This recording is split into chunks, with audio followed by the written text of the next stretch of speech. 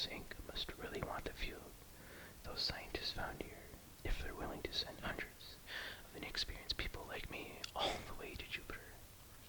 Better be worth it. They're making all new employees to make an audio log for some reason. So here's my employee information. My name is Sam O'Loy. I'm a 25-year-old male, born on Earth in January 7th, 2130. And I just happen to be stationed in the smallest deep space listening post ever, Gamma Station. They call it. Funny thing is, I'm not even on the main station. The engineers of this place put Gamma Station a few kilometers away from Jupiter Station. The main station, Gamma Station, is equipped with deep space listening instruments. We've been listening to space for over 100 years, and we still haven't heard anything. And yet they still keep trying and trying and trying. Anyways, this place is also equipped with hydrogen collectors, whatever those are. I think they collect any stray bits of hydrogen to help power the station. And I got my own personal AI, too. Cecil is its name. Funny name, sounds British, and it's not actually mine. The people at Helios decided to let the AI do all the work, while the humans just sleep in cryogenics and does little maintenance checks every once in a while. Well, at least I don't have to do much, and the views are nice. I'm looking out the window right now. Jupiter Station looks a little blinking oasis over Jupiter's red storm. I suppose I should get used to the silence. The AI only talks when he's waking me up or announcing an emergency. Real chatty. Anyways, I think that's everything. The admins in the offices. Oh, sorry, Delta Sector. Want all employees to make weekly audio logs, except for me though. I get to sleep in cryogens for months. Unless, of course, the station is plummeting towards Jupiter. I think that's everything. I'll just send this to Delta and warm up the cryogens. Hey, Cecil, start up the cryos and wake me up in a month. End audio log. So about 3 months later, June 19th, 2155, the user is apparently error. Location, still Gamma Station on Jupiter, but yeah, I still Cecil. It says there's an error, but it's an unknown user detected on life support. It's an activating emergency cryogenic sequence. Again, it's property of Helios Incorporated. I see what looks to be an arm floating above me, but a few seconds, when my eyes adjust, I realize it's just a cryopod opening. They always say in orientation, don't open the cryopods too quickly. It's still new technology, and we don't know its long-term effects.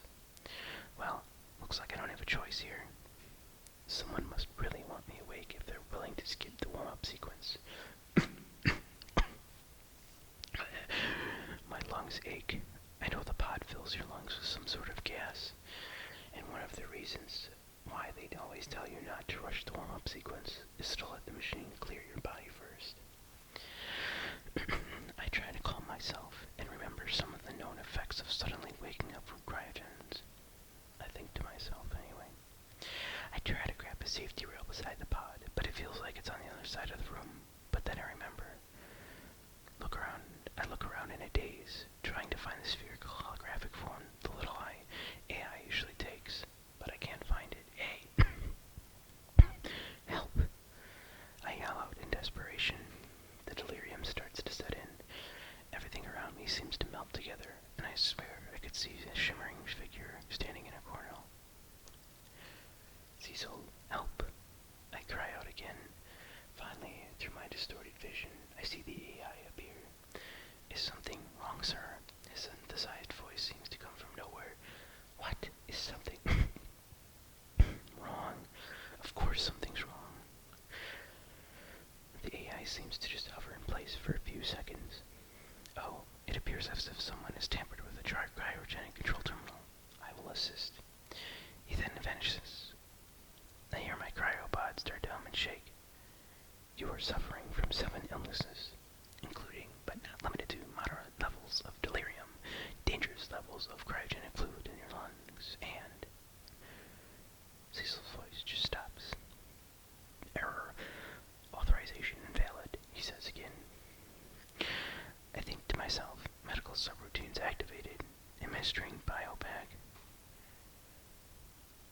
then see a robotic arm descend towards me, fighting what seems to be a modified biobag. Finally, I say in a raspy voice. My cough seems to have subsided, but my lungs still feel frozen. The robotic arm places the biobag on the ground and proceeds to pull out a needle with a shiny blue liquid. Please, hold still, Cecil says. I hold still and show my arm. The robotic arm hisses, and it administers the medicine. In seconds, I feel all my skin and muscles tense up. The medicine feels cold at first, but seems to slowly warm my body up to normal temperatures. Procedure complete. Please stand up. The robotic arm removes the needle and proceeds to place 2 bottles of pills on the ground. I finally sit up and stretch it. It feels as if I haven't moved for months. I look around the station to see if anything's changed. Hey, Cecil, how long have you been asleep, and what are the pills for? I say, while picking up and expecting 2 bottles. You have been asleep for approximately 3 months. Odd, I seem to have no recollection of the past 2 days. He replies, his holographic form appears to me, and I have had no contact with Jupiter Station for almost 2 months, he says again. Wait, what? Isn't someone supposed to come here every 2 weeks to check on everything? And why didn't you wake me up after a month? And what's this about you not remembering what happened in the past 2 days? And you still haven't said what the pills are for, I say once again. The blue bottle is used to treat your delirium. The red bottle is to treat your paranoia. My current analysis of you reveals your body is regenerating, and any current illness will degenerate in a few minutes. The only time you should take your medication is if you are stressed and are in a traumatic situation. The duration of your delirium and paranoia is unknown, he replies. What'll happen if I don't take the medication, I ask. If untreated, your delirium will cause neural atrophy and of your occipital region. He replies, staring at him. Okay, wait. Try to explain that one more time, I say once again. Cecil seems to make a few clicks and his holographic form seems to shimmer. Your eyes will suffer from mild blindness, he finally replies. Mild blindness? There's nothing mild about not being able to see, I reply in anger. You asked for a simpler explanation, and I gave one to you. Moving on, if untreated, your paranoia will lead to mild form of schizophrenia, and if combined with your delirium, will lead to hallucinations, headaches, and blackouts, he replies. Alright, I'll take the meds. But before we do anything else, can you check all surveillance records and see if there's anything unusual?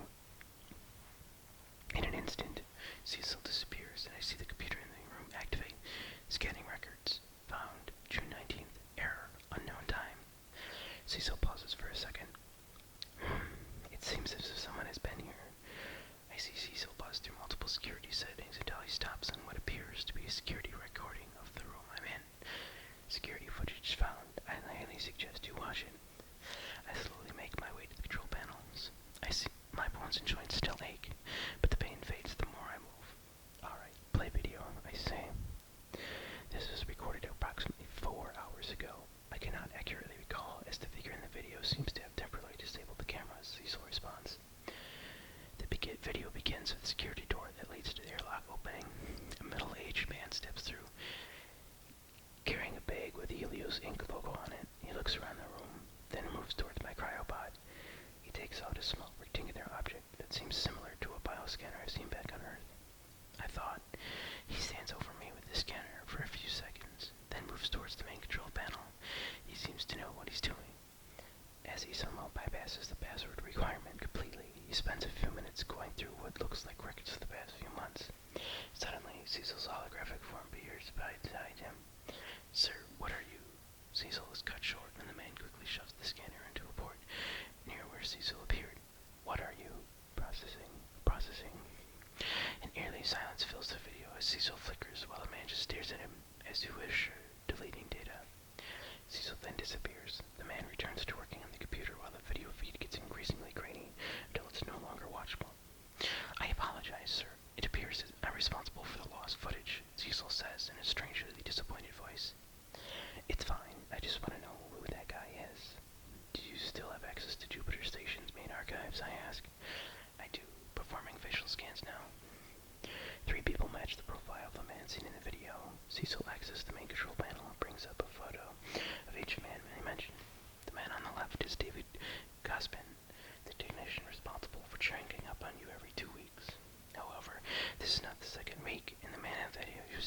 to hide his biosignature.